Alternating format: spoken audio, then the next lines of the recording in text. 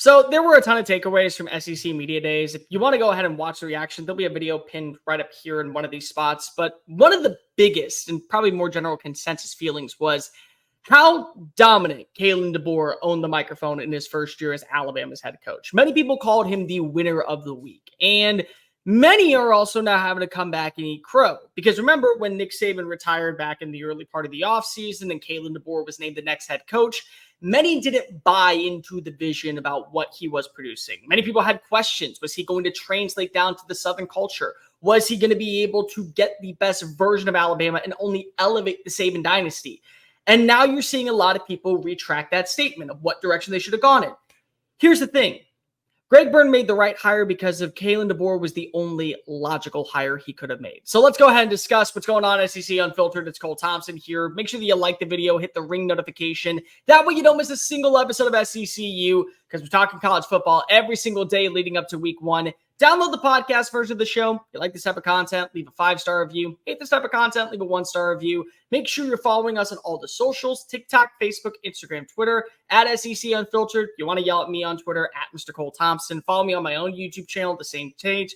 And to keep up with our #1 content, make sure you visit SECUnfiltered.com. This episode is brought to you by RHOBACK. Use promo code SECU for 20% off all joggers, polos, hoodies, shorts, much, much more. Promo code SECU. Look good, feel good this fall at RHOBACK.com. So Kalen DeBoer comes on in from Washington, fresh off of being in a national title. He completely revitalizes a program that has been known in the Pacific Northwest for having dominance, being a very qualified team. And in the years where they really stood out, underneath Chris Peterson, back in the Des Erickson era, back in the 1990s, that was a moment where you had the right coach at the helm, but they had to build the program in their image. And they also had to do a lot of things that were completely against the grain of what was precedent before, which ultimately is the reason why Greg Byrne had to make the hire of Kalen DeBoer. I get it. There were a ton of names that were going to be linked to the job. Steve Sarkisian was one that immediately came up. Dan Lanning from Oregon was one that was a favorite in the eyes of the Crimson Tide faithful. Even Mike Norvell, who doesn't have a part of the Saban coaching tree, has certain Sabanisms that would have made sense. Lane Kiffin for a dark horse was thrown into that conversation. There were names that were brought up that had been attached to Saban at the hip. And many believed that was the right course of action. Go get a Saban disciple because if they already know what the expectations are at Alabama. They already know what the expectations are in Bryant-Denny Stadium. They know what the program needs to be successful because if they envisioned what that program has been and they've seen it with their own 2 eyes. But now you're hearing all these people come out and go on podcasts and go on radio interviews and saying this. Folks that I've spoken to in Tuscaloosa have seen a night and day difference between Kalen DeBoer and Nick Saban.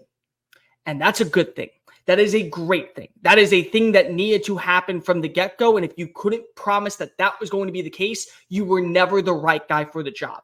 Alabama, as good as it's been in the last 10 years, still has found its way to fumble at the finish line. They didn't beat Michigan in overtime against them in the Rose Bowl. They lost against Georgia in the national championship. They believe that they still are a program that every single year should be winning national titles. So you need a culture change. You bring in a Dan Lanning, you bring in a Steve Sarkisian, you bring in a Lane Kiffin, you bring in somebody else of that pageantry. Everyone's going to say, well, this is how Saban did it. Well, this is how Nick did it. This is what Nick did in practice. This is what Nick did when he was at the helm. This is what Nick did when he decided to make roster moves. This is what Nick did, what Nick did, what Nick did. And the reason why that's so important is because there are people in the world who will want to see change never happen. They believe that what worked once will be able to work in the past. The Las Vegas Raiders tried this a few years ago when they hired John Gruden, and look how bad that occurred. Immediately, it was one of the worst moves in franchise history for a lot of on-field reasons as well as the off-field reasons. So when you bring in somebody like a Dan Lanning or you bring in somebody like a Steve Sarkisian and they don't do things and they start to lose in ways that end up hurting the program, many people are going to point to, well, that's not how Saban did it. Well, that's not how Saban did it. Well, that's not how Saban did it. And so do you have control of the program or does Sabanism have control of the program? That's a key word here. You want to be able to run the team in your image. You want to leave your legacy in Titletown. You want to have your statue put up alongside the Walk of Champions, and you want to be a part of that culture and that identity. But you can't because of, well, there'll be two types of people in the world. The first one is he only did it because if he followed the same metrics to a T. And there'll be the others who say, well, he didn't do it because if he tried to follow Saban's metrics and it didn't work out, and that's why he's not going to be able to be here for the long haul. So it was never a win-win. But you go get a guy who knows how to win. You go get a guy who knows how to establish a program's persona. You get a guy who knows how to build with lesser tier players, even if they are eventually household names. You're making some right moves. That's all Kalen DeBoer's done.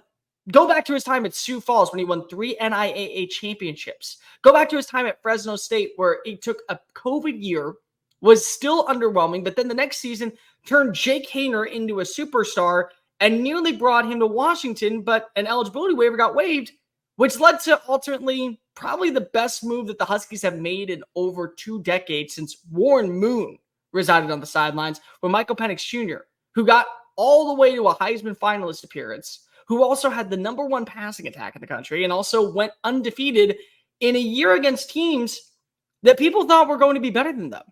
Do you remember at the start of the season how many people were talking about Oregon and USC with Caleb Williams, and you even had a few dark horses in the running, but you didn't hear about Washington? No, you heard Washington was going to be a good 10-win roster. They'll play in a prominent bowl game, but they didn't.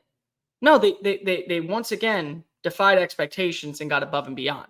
And that's because of Kalen DeBoer. And so then you throw him down into the southern region and everyone says, well, the guy can't recruit. The guy doesn't have any background in boosting in the area. And the Saban tax is going to be a big deal for us. Yeah, it is. There are going to be players that you are going to see not even consider Alabama because of Nick Saban no longer is running the show. But the man knows how to scout. Do yourself a favor. Can you tell me what it's like to be able to recruit in Washington and Oregon and Montana and California, the northern part of California too, not the southern part where there's 5 stars galore, parts of Arizona, Colorado, areas where you won't get the big burly offensive linemen and won't always get the pure speed. Can you tell me what that's like? Because Kalen DeBoer knows how to do that.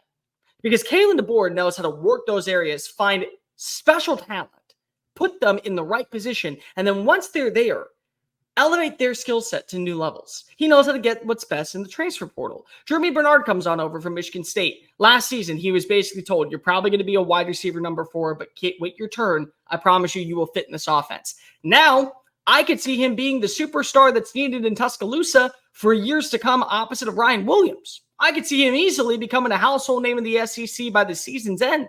You talk about the offensive line, they weren't getting the superstars from Michigan and from Ohio and even Georgia and Alabama and Louisiana built in from the swamplands. No, they were getting kids from Hawaii, California, and Oregon, and they won the Joe Moore Award.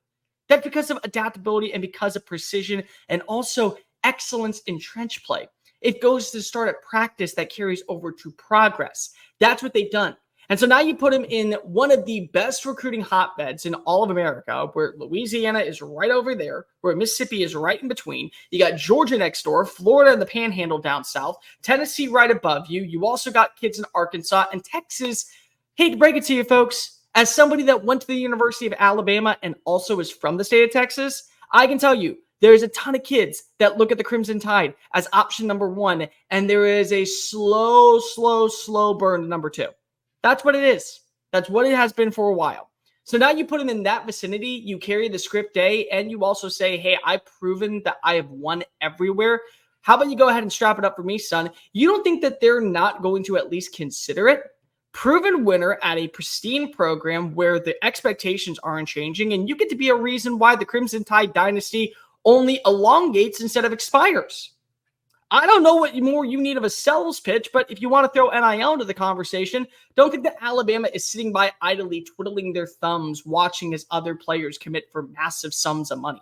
They will be a player in every single one of those matchups. So I understand why there were people out there that wanted Mike Norvell, especially after what he did at Florida State. I understand the hype and the pageantry and more so the enigma around Dan Lanning. I get it, especially a young up-and-coming coach that many people would probably say, I'm hitching my wagon to for the next decade plus as the next great signal caller in the game. I understand the people that wanted Lane Kiffin. I understand the people that wanted Steve Sarkisian. I get it. But none of them were the right hires. None of them were the right hires. When you actually break it down, you look top to bottom at what a guy like Kalen DeBoer has done throughout his career, how he's been able to get the best version of his players every game, how he's been able to reinvent himself at every level, how he's been able to only grow and adapt and show the ability to prove that he has earned the right for the respect in the college football landscape. Greg Byrne had one decision to make, and it was a phone call to Seattle. And boy, oh boy, did he land his fish. Now the question is, how many fish does Kalen DeBoer land in terms of national championships during his tenure in Tuscaloosa? Let me know in the comment section down below. What do you think of the hiring of Kalen DeBoer? Was it the only right hire? Was he the biggest winner of SEC Media Days? We can agree it's probably top 2. Make sure that also you hit the comment section with things that you want to talk about next. Follow us on social media, TikTok, Facebook, Instagram, Twitter, at SEC Unfiltered. Make sure that you're following us also on podcast form. Leave a 5-star if you love this type of content, a 1-star if you hate this type of content. And to keep up with the #1 source for all things SEC, visit secunfiltered.com. I'm Cole Thompson. Until next time, folks. Later.